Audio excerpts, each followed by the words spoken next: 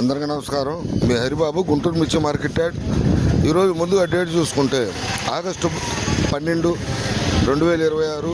ఈరోజు బుధవారం బయట నుంచి సరుకులు చూసుకుంటే 6,818 బస్తాలు అయితే గేట్లో ఎంట్రీ ప్రకారం ప్రతి బస్తా కూడా గేట్లో ఎంటర్ అవుతుంటుంది.